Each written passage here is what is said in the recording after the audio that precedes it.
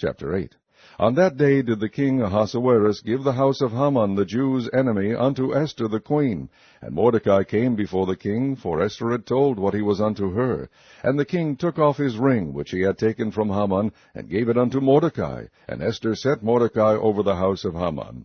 And Esther spake yet again before the king, and fell down at his feet, and besought him with tears to put away the mischief of Haman the Agagite, and his device that he had devised against the Jews.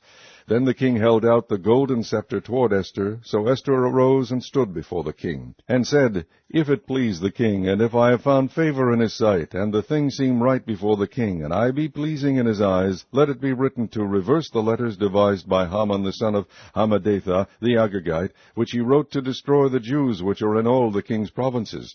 For how can I endure to see the evil that shall come unto my people, or how can I endure to see the destruction of my kindred?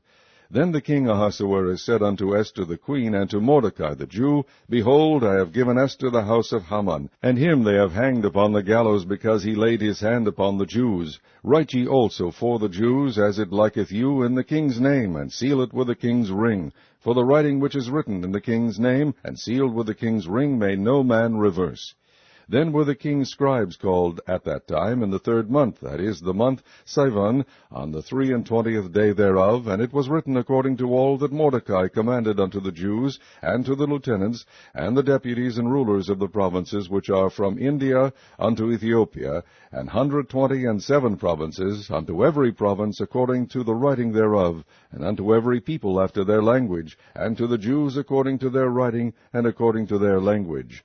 And he wrote in the king Ahasuerus' name, and sealed it with the king's ring, and sent letters by posts on horseback, and riders on mules, camels, and young dromedaries, wherein the king granted the Jews which were in every city to gather themselves together, and to stand for their life, to destroy, to slay, and to cause to perish all the power of the people and province that would assault them, both little ones and women, and to take the spoil of them for a prey, upon one day in all the provinces of King Ahasuerus, namely, upon the 13th day of the 12th month, which is the month Adar. The copy of the writing for a commandment to be given in every province was published unto all people, and that the Jews should be ready against that day to avenge themselves on their enemies. So the posts that rode upon mules and camels went out, being hastened and pressed on by the king's commandment.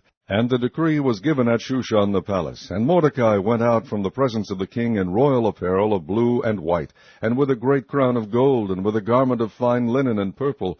And the city of Shushan rejoiced and was glad.